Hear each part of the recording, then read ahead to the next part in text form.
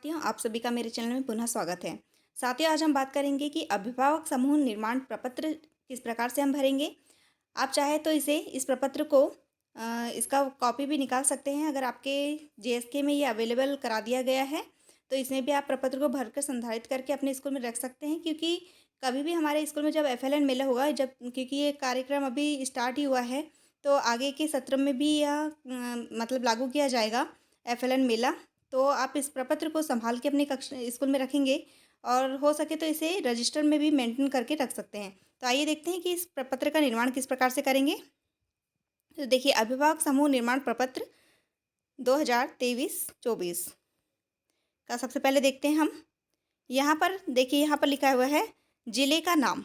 सबसे पहला है जिले का नाम, फिर है ब्लॉक का नाम, इसमें है नेक्स्ट जन शिक्षा केंद्र का नाम, गांव का नाम, शिक्षक का नाम और शिक्षक का नंबर। यहाँ पर इस प्रकार से लिख लेंगे। अब देखिए नेक्स्ट इसमें कॉलम किस प्रकार से रहेंगे हमारे। तो देखिए, पहला कॉलम है हमारा क्रमांक। नेक्स्ट है माता का नाम, अभिभावक, तो यहाँ पर माता का नाम लिख लेंगे। अगर अभिभावक है माता की जगह तो उनका भी नाम लिख सकते हैं, पिता का, या घर में और कोई बड़े बुजुर्ग हैं उनका भी नाम लिख सकते हैं। यहाँ पर नेक्स्ट है पिता का नाम, तो बच्चे के पिता का नाम हम लिख लेंगे। अब है माता की उच्चतम शिक्षा। तो देखिए, यहाँ पर हमें माता की उच्चतम जो शिक्षा है उसको लिखना बहुत ज़रूरी है, क्योंकि उसी के आधार पर हमें एंकर या लीडर जो हम माताओं को बनाएंगे तो उसका निर्धारण भी इसी के द्वारा किया जाएगा। अब देखिए नेक्स्ट है हमारा माता का प्रकार।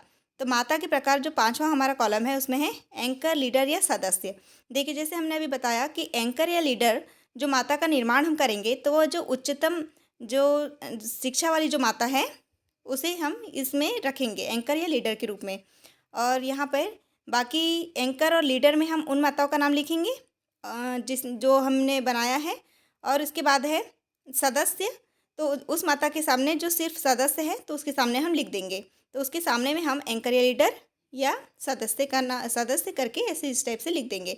नेक्स्ट है हमारा मोबाइल नंबर। अब देखिए, इसमें बच्चों के मोबाइल नंबर माँ के लिख लेंगे। अगर माता का अवेलेबल नहीं है, पिता का या किसी भी परिवार के सदस्य का लिख सकते हैं। अब यहाँ पर मोबाइल फ़ोन का प्रकार, मोबाइल फ़ोन का प्रकार हमें लिखना होगा कि स्मार्टफोन यूज़ करते हैं या कीपैड फ़ोन, और अगर लागू नहीं है तो लागू नहीं करके लिख देंगे। अब देखिए नेक्स्ट है बच्चों की संख्या। तो इसमें कक्षा 1 में कुल कितने बच्चे हैं हमारे और कक्षा 2 में। तो यहाँ पर हम पेन से टिक लगा सकते हैं कि कक्षा 1 के बच्चा कौन सा है, कक्षा 2 का बच्चा कौन सा है और कुल टोटल कितने बच्चे हैं हमारे पास। यहाँ पर हम लास्ट में यहाँ नीचे लिख लेंगे कि कुल कितने बच्चे हैं पहली और दूसरी के मिलाकर।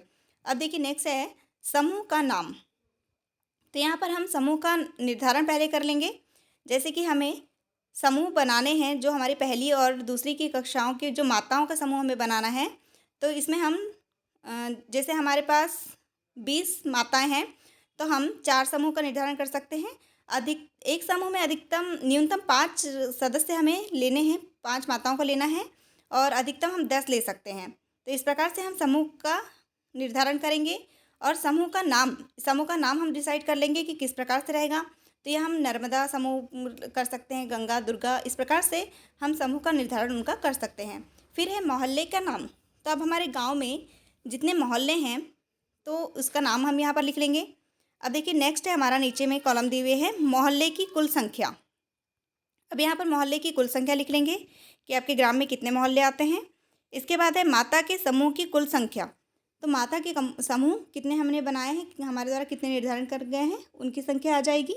अब नेक्स्ट है माता की कुल संख्या। तो माता हमारे जितने पहली दूसरे में जितने बच्चे हैं उनके अनुसार हम कुल माताओं की संख्या लिख लेंगे। फिर है एंकर लीडर माता की संख्या।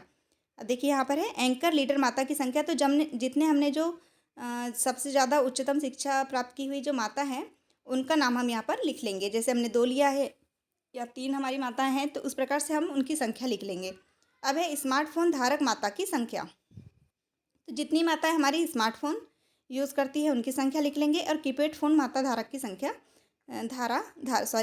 कीपैड फ़ोन धारक माता की संख्या उसे हम यहाँ लिख लेंगे।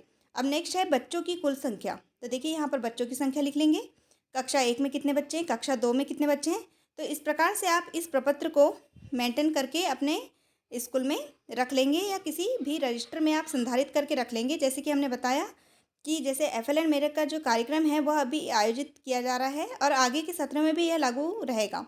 तो इसलिए यह जानकारी संधारित करके रखना बहुत ज़रूरी है। साथियों, अगर आपको जानकारी पसंद आई हो तो वीडियो को लाइक करें, चैनल को सब्सक्राइब जरूर करें, क्योंकि ऐसी ही महत्वपूर्ण जानकारी हम आपके सामने लेके आते रहते हैं। धन्यवाद।